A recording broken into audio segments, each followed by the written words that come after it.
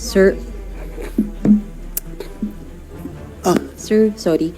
Sir, punta ako sa online gambling. May we know your stand lang since ilang panukala na po yung final ng mga kapwa niyo senador, either seeking to strictly regulate or total ban. Kayo po, sir, on online gambling po. Ako dapat ban yan eh. I-ban yan kasi maraming nasisirang buhay dyan. Aside from doon mga missing sa Bungiros, no? Na dahil ngayon sa online pa rin yung nangyari, di ba? Aside doon na may namamatay, marami akong nabalitaan talaga na may mga security guard na tumalon na lang sa tulay, nagpakamatay dahil wala ng pera. May bata na nagpatiwakal dahil na-hook sa online gambling. So, alam natin, yung kung magkakapera man ang gobyerno, ang revenues from online gambling is not enough to compensate the moral decay, the social cost of that it brings, yung online gambling.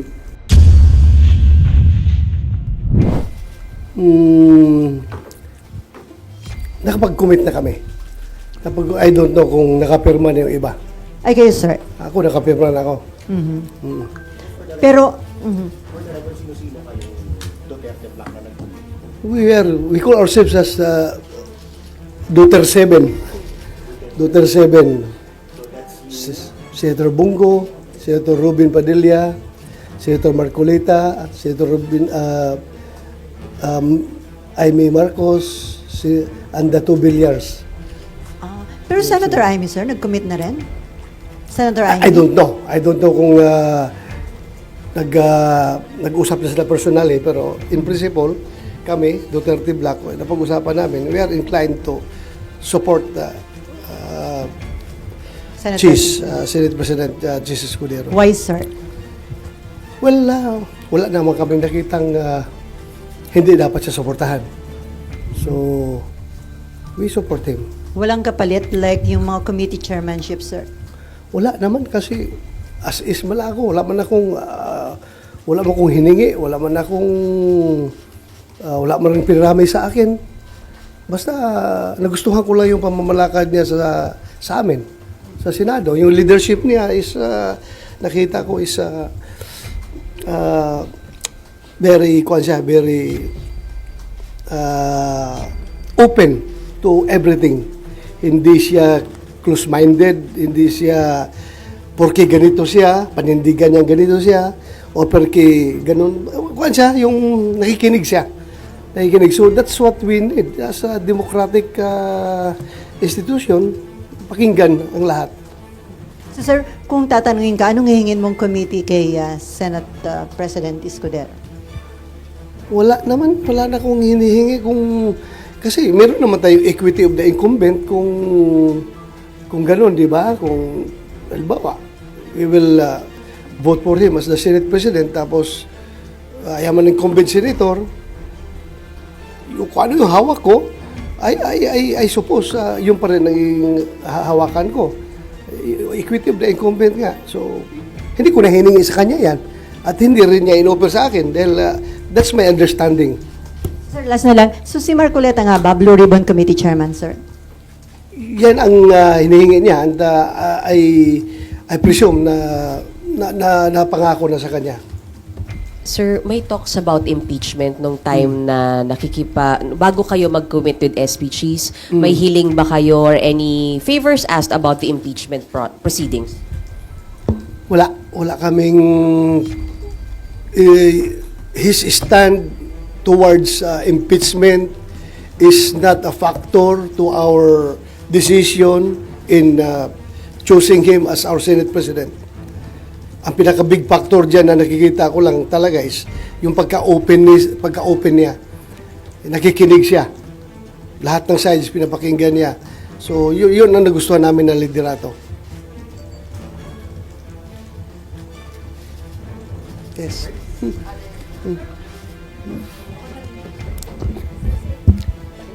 Sa impeachment, sir, Di ba po, nag-move kayo para i-dismiss yung articles of impeachment noong June 10. Uulitin niyo po ba yan pag nag-reopen kayo? Yung hihingin na ho ba yan? Hihingin ba yan ng Duterte 7? Mag-usap pa kami. Titingnan namin. Baka sabihin nyo, insisting naman itong mga tao na ito, pabalik-balik. Hiningi na namin yan noon, di ba? Pero one thing I can assure you is that ako from my personal na paniniwala ko ito, that since tinanong ng impeachment court yung House of Representatives as to their stand whether or not itong 28th Congress House of Representatives is willing to be bound by the actions of their predecessors, yung House of Representatives ng 19th Congress. Are they willing to continue or are they willing to be to bind themselves to whatever actions that were took place during the previous Congress? You can expect me also to raise this question sa floor once the 20th Congress convenes. Itatanong ko rin na tinanong natin yung House of Representatives. Why not ask ourselves also? Di ba? Pareho lang naman. Pareho lang. So, tanungin rin natin yung Senate of the 28th Congress kung are they willing to be bound by the actions of the previous previous Senate of the 19th Congress. So, Senator, ibig sabihin, bago kayo mag-decide kung i-dismiss or hindi, paano po yung scenario, kailangan po bang magbotohan kung sa tingin ng Senado ay may jurisdiction kayo o wala dun sa impeachment? Yun. Dapat, it has to be established. It has to be established by the Senate, not by the impeachment court. By the Senate. So, paano We are ibig talking sabihin? about new composition ng Senado. So I am asking the Senate, not the impeachment court. Ha? Senate nga tinatanong ko kasi nga bago ang composition ng Senate compared doon sa previous Senate. So magiging iba na naman ang composition ng impeachment court, di ba? Pero itatanong ko yan dito sa plenaryo namin as a Senate, not as an impeachment court. Di ba? So, yan na po ba yung sa inyong pito, sir? Sorry. Yan na po ba yung para ano ba? Yan ang i-raise ninyo? 7? Solid 7? I hope they are going to support me, but hindi pa namin napag-usapan yun. As I've said, personal ko lang yan na paniniwala na kailangan tanungin rin natin itong Senate of the 28th Congress. Kung magpapabind ba sila sa actions ng Senate of the 19th Congress. So, sorry, isa na lang. Sir, hindi nga ho ba proof na talagang tatawid dito sa 20th Congress at kailangan yung mag-trial, yung pong pag-return ng articles of impeachment sa House kasi hiningan nyo po sila may order kayo sa kanila eh. Na-comply na yung isa, sir, yung certification na in compliance daw with the Constitution yung pong articles and then magko-comply din daw po dun sila sa pangalawang order. So, pag nag-comply sila, hindi ho ba dapat diretso na kayo sa trial, sir? Paano? Ibang na nga composition rin ng Senate na 20th Congress eh. Kaya tatanungin ko talaga para masettle yung issue of jurisdiction. Tanungin natin. Kasi tinanong natin yung House, why not ask the Senate? Pareho lang yun. Hindi namin napag-usapan yan. Ako, sa akin lang yan, personal ko lang yan na paningin. Sir, personally, mag-move po ba kayo na ulit na ipa-dismiss yung impeachment ni VP Sara? Hindi, siguro. Ang pinakaunang motion ko is to determine whether or not the Senate of the 28th Congress is willing to be bound by the actions of the previous Senate. Yun lang ang tanongin ko para masettle natin yung issue on jurisdiction. Dahil sinitil kung halimbawa makakuha yung House of Representatives ng kanilang positive action, no? Na talagang majority sila ay pumayag na yung tatawid yung jurisdiction sa 28th Congress. So gusto ko ring tanungin rin ang Senado. Kasi pareho lang naman yan. Nagtatanong tayo ng jurisdiction ng bagong Congress dahil nga iba na ang composition.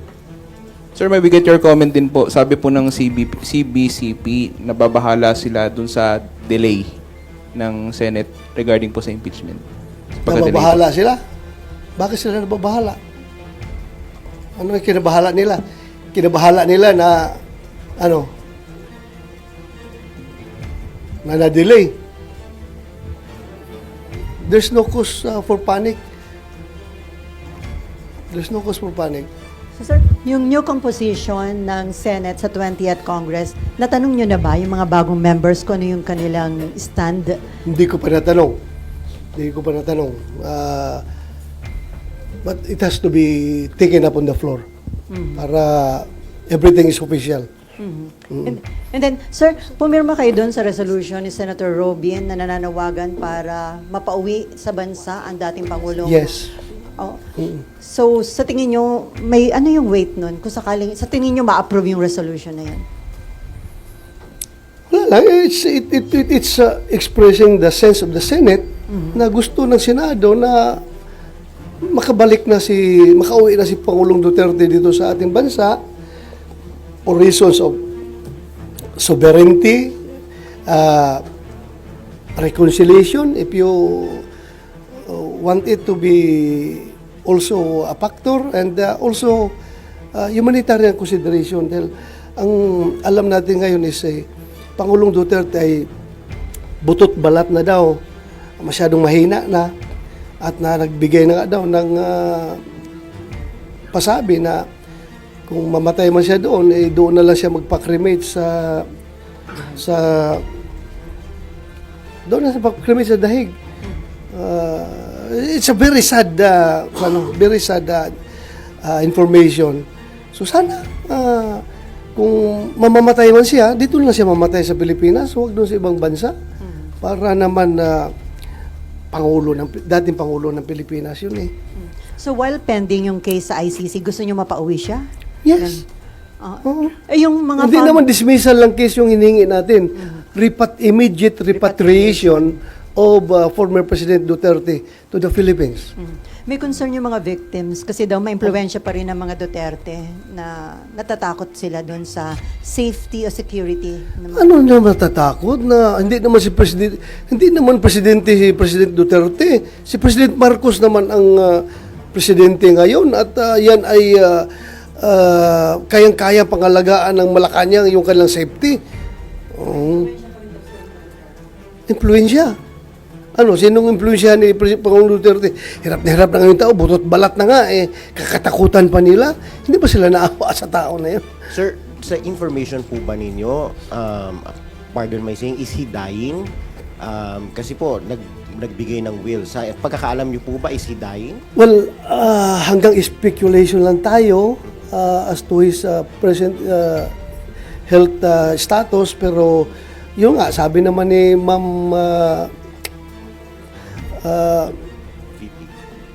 ni Ma'am Elizabeth Zimmerman, di ba?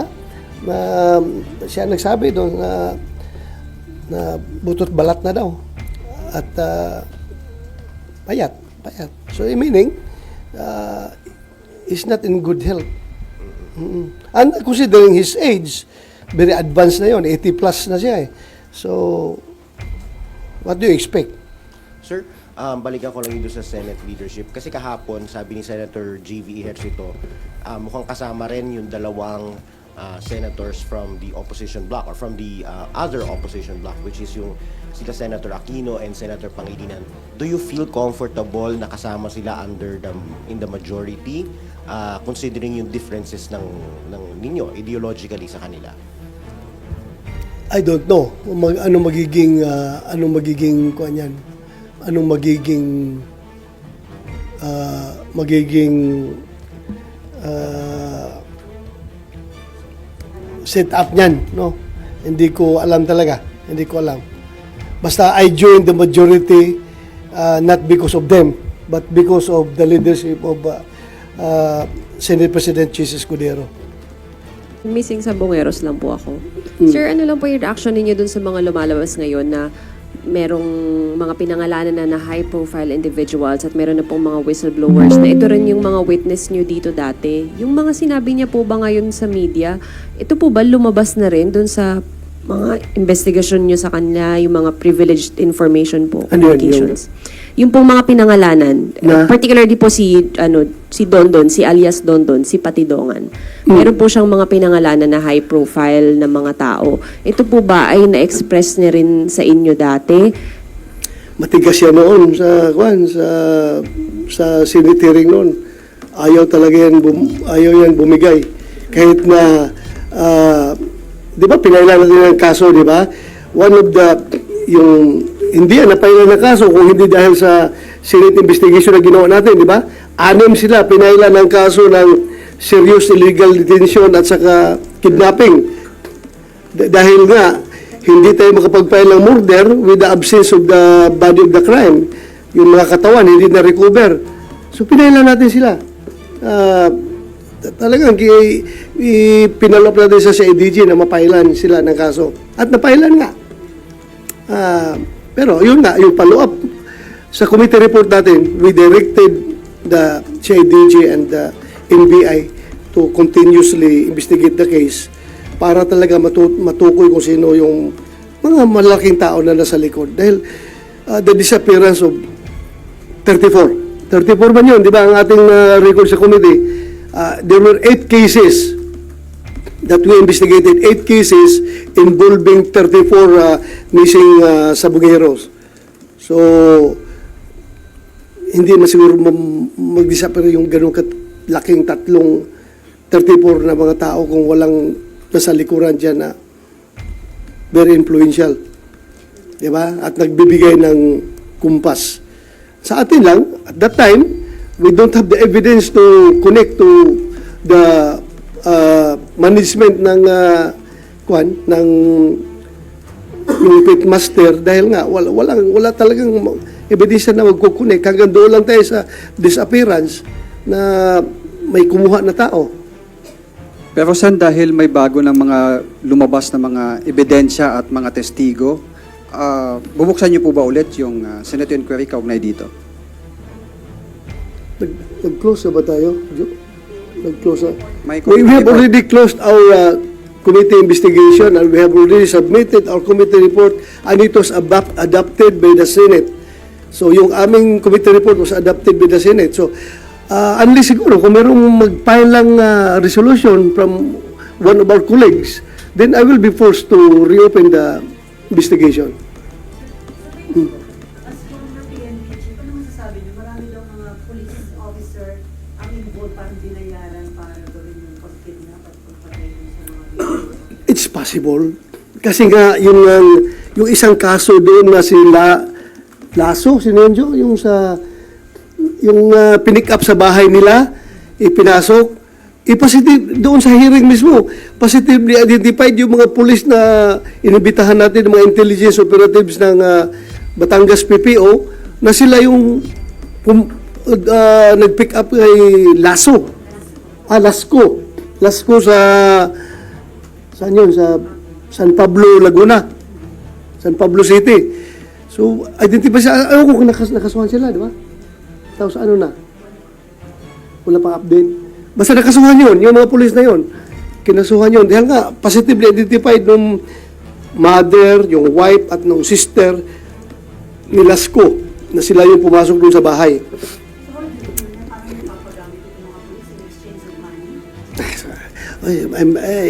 I'm very, noon pa yun sinasabi ko, napakasama noon na magpagamit tayo sa sindikato, if you call it sindikato, police ka, you are there to uphold the law, you are there to enforce the law. Ngayon, binayulit mo yung batas para sumunod kung sino man nag-utos sa'yo na, I'm sure, in consideration of money. Ano pang motivation mo doon?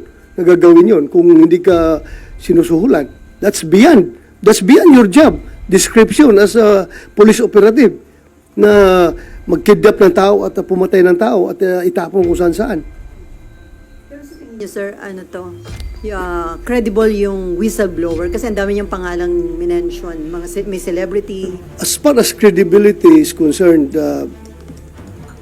sa akin, mas credible sana siya kung nagsalita siya noon pa, nung dito sa Senate investigation. But still, credible pa rin siya dahil kahit na-late na siya bumaligtad, you knowing his closeness to the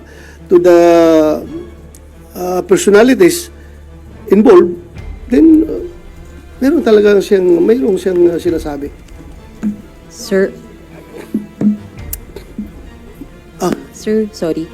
Sir, punta ako sa online gambling. May we know your stand lang since ilang panukala na po yung final ng mga kapwa niyo senador, either seeking to strictly regulate or total ban. Kayo po, sir, on online gambling po. Ako dapat ban yan eh. I-ban yan kasi maraming nasisirang buhay dyan. Aside from doon mga missing sa Bugueros, no? Na dahil ngayon sa online pa rin yun nangyari, di ba? Aside doon na may namamatay, marami akong nabalitaan talaga na may mga security guard na tumalon na lang sa tulay, nagpakamatay dahil wala ng pera. May bata na nagpatiwakal dahil na-hook sa online gambling. So, alam natin, yung kung magkakapera man ang gobyerno, ang revenues from online gambling is not enough to compensate the moral decay, the social cost of that it brings, yung online gambling. So not enough yung stricter regulations? Not enough yung stricter regulations? Not enough. Kasi alam mo, Filipinos are very, yung ingenuity ng Filipinos to go around the bush ay napakagaling. Kaya maisahan pa rin tayo yung regulation dyan. Hirap pa rin. Lalo na sa online. Hanggang ngayon, wala pa tayong magandang solusyon para dyan.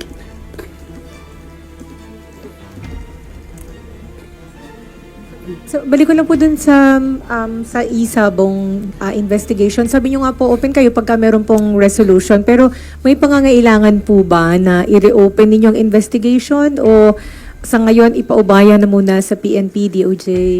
Yeah, I go by my recommendations in our committee report which was adopted by the Senate na pagpatuloy ng PNP yung kanilang investigation.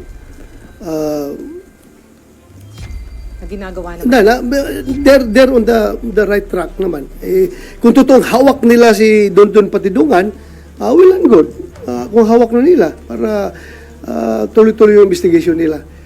Kasi mamaya na naman, magpatawag tayo ng hearing. Sabihin naman ng PNP, makiusap na naman ng PNP na, sir, pwede huwag muna, sir, dahil may ongoing pa kaming pinapalo-up, sir. Baka masunog yung operation namin, sir. Meron pa kami mga taong tina-target ngayon, sir, na pwedeng mga persons of interest, sir, na gusto naming maimbestigahan. Baka masunog yung aming efforts. So, let's give them the whole playing field to operate para mas-solve nila itong kaso na ito. During the Pero kung merong mag-file a resolution na senador, then it's my duty to conduct the investigation, to reopen the case. Sir, dun po sa inyong investigasyon, although nag-cover kami, pero sa inyo po manggaling, sir, naiugnay po ba si Atong Ang dun sa itinakbo ng inyong investigasyon? At anong recommendation ninyo as regards Mr. Atong Ang? Solidly, iba kasi yung ebidensya that will stand in court, di ba? Pero di ba, may isang nagsabi doon na, nandun kami, nag-monitor ba kasi sa hearing, di ba? Meron nagsabi na, si Don Patidungan ba yun, may kausap sa cellphone na, boss, sabi niya, yung boss na nire-repair daw nung kausap doon sa cellphone, ay si Atong Ang. Yun ang narinig natin doon sa hearing, di ba? Positibo talaga siya na si Atong yung kausap nung nasa cellphone. Pero hindi man natin, kaya nga gusto ko sa PNP, palaliman pa lang investigation nila. In-establish siya. Ha? In-establish sa Senate yung connection na. In-establish. Administratively established dahil nga sila ang manager, sila ang presidente ng kumpanya kung saan last touch doon nawala. But criminally, kaya nga hindi tayo pati ang PNP at NBI mismo, hindi nakapag-file ng kaso directly linking Atong Ang because wala ang direct evidence. Pero ngayon, na meron ng itong testimonial evidence na pinoprovide ni Dondon Patidungan, din pupwede nilang mapile yun.